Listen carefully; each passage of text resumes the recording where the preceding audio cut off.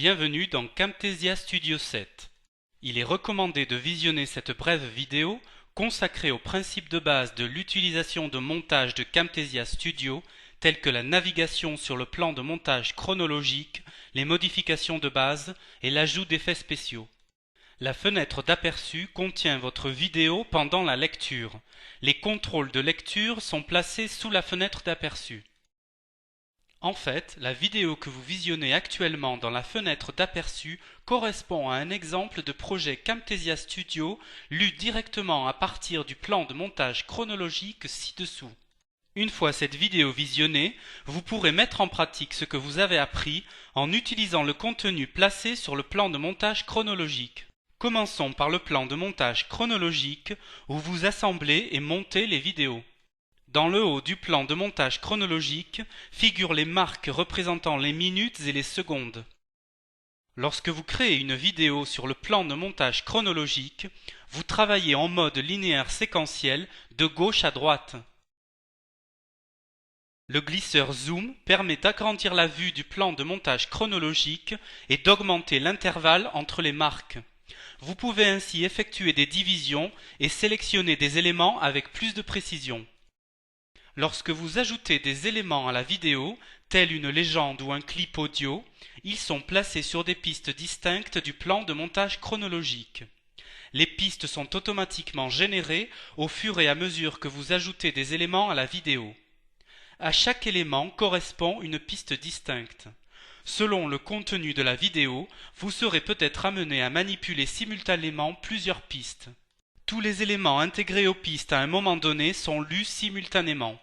Pour modifier la position d'un élément sur le plan de montage chronologique, il suffit de le faire glisser. Pour modifier la longueur d'un élément, faites glisser les bords correspondants dans la direction requise. La tête de lecture constitue la pierre angulaire du plan de montage chronologique.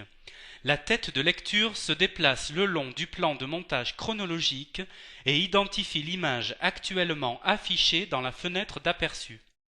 Pour visionner à tout moment la vidéo, cliquez sur Lire dans la fenêtre d'aperçu. Notez que la vidéo affichée dans la fenêtre d'aperçu et la tête de lecture du plan de montage chronologique sont synchronisées. Si vous cliquez sur le plan de montage chronologique, la tête de lecture se déplace en conséquence. La section verte de la tête de lecture s'appelle le point d'entrée. Pour sélectionner des éléments sur le plan de montage chronologique, cliquez sur le point d'entrée et faites-le glisser afin d'indiquer le début de la sélection. La section rouge de la tête de lecture s'appelle le point de sortie. Cliquez sur le point de sortie et faites-le glisser pour indiquer la fin de la sélection. Pour rassembler les sections de la tête de lecture, double-cliquez sur la tête de lecture grise. Pour diviser un clip vidéo en vue d'ajouter une transition ou un clip de titre, placez la tête de lecture à l'emplacement requis, puis cliquez sur le bouton Diviser. Pour supprimer une section de la vidéo, indiquez le début et la fin à l'aide des points d'entrée et de sortie, puis cliquez sur le bouton Couper. Si vous faites une erreur en cours de montage, cliquez tout simplement sur le bouton Annuler. Examinons à présent la bibliothèque de clips et la bibliothèque. La bibliothèque de clips contient les enregistrements, les fichiers audio, les images et les diapositives de titre utilisés dans le projet en cours de montage. La bibliothèque permet de stocker des clips vidéo, des introductions, des légendes, des diapositives de titre et autres éléments à utiliser d'un projet à l'autre. La bibliothèque intègre des animations, de la musique, des effets sonores et autres contenus professionnels et coordonnés prédéfinis que vous pouvez utiliser notamment en tant qu'introduction et fond musical. Pour intégrer des clips et autres éléments à la vidéo, faites-les glisser à partir de la bibliothèque de clips ou de la bibliothèque et placez-les sur le plan de montage chronologique. Les onglets situés au-dessus du plan de montage chronologique correspondent à des pages de tâches réservées à l'ajout et à la modification des effets spéciaux. L'ajout d'une légende permet de mettre en évidence un point important.